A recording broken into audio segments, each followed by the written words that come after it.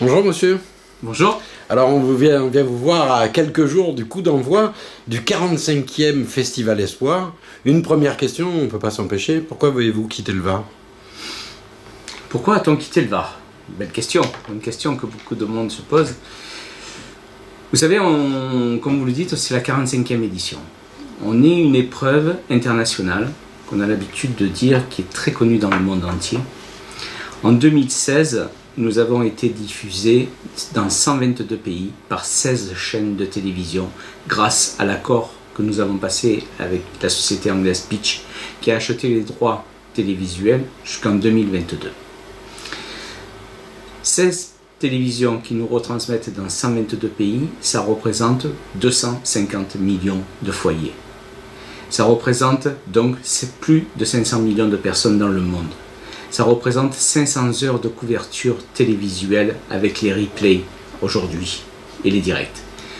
Donc, nous estimons que pour Toulon, pour le Var, nous apportions énormément, sans compter les retombées économiques sur le département, avec les transports, les hôtels, etc. Cela représentait plus d'1 million d'euros de retombées économiques. Et avec tout ça, nous faisions des demandes depuis des années pour obtenir le Stade Mayol pour accueillir la finale. Pas tous les matchs, la finale uniquement. Avec un top 14 qui s'est terminé au début du mois de mai sur Mayol, qui ne reviendra pas. Et donc à partir de ce moment-là, nous pensions que nous pourrions avoir la pelouse de Mayol, en dépit des travaux pour la tribune, comme ça a pu être le cas l'année dernière. Malheureusement, on n'a pas pu avoir cette pelouse. Malheureusement, on ne peut pas dire qu'on ait eu des réponses dignes de ce nom. Donc, quand en même temps, vous avez un département comme les Bouches-du-Rhône qui se dit très intéressé par le festival, quand vous avez une ville de Marseille qui nous labellise Marseille-Provence 2017, capitale européenne du sport, grâce à l'excellent travail de Gérard Gazet, le maire d'Aubagne, de Pascal Agostini, son adjoint au sport, et du service des sports de la ville d'Aubagne. Quand quelqu'un vous ouvre les bras, vous allez vers lui. On a bien compris. Passons à la partie sportive, si vous le voulez bien. Quand on regarde le programme, 3 équipes de Grande-Bretagne, il y a plein de spécificités. Parlez-nous déjà des Anglais, inventeurs du football. C'est rare et ça relève sérieusement le niveau. C'est la première fois depuis 45 ans que nous arrivons à inviter, à recevoir 3 nations britanniques dans la même édition.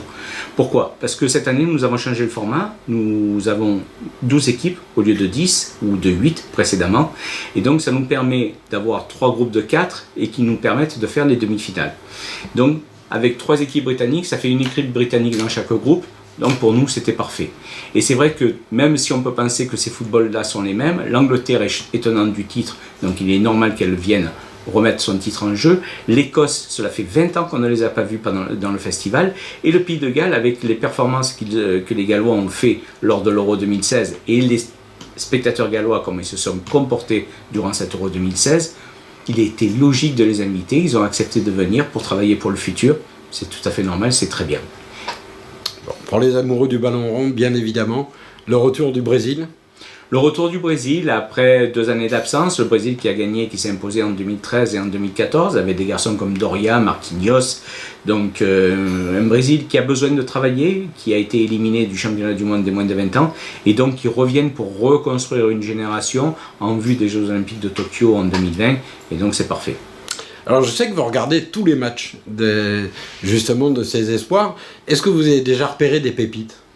Des pépites, il y en a. Maintenant, on ne va pas se prononcer à partir du moment où on va attendre que vraiment les noms annoncés soient vraiment là. Encore faut-il que les clubs les libèrent, et ça c'est le plus gros travail à faire pour les sélectionneurs. Donc dès que les sélections seront officielles, on sait que cette année en plus on va avoir des joueurs âgés entre 19 et 20 ans, voire 18 ans. Donc on les découvrira comme on a pu découvrir des Mbappé cette année dans le championnat de France. On découvrira certainement de très grands joueurs qui feront leur nom demain sur les terrains du monde entier.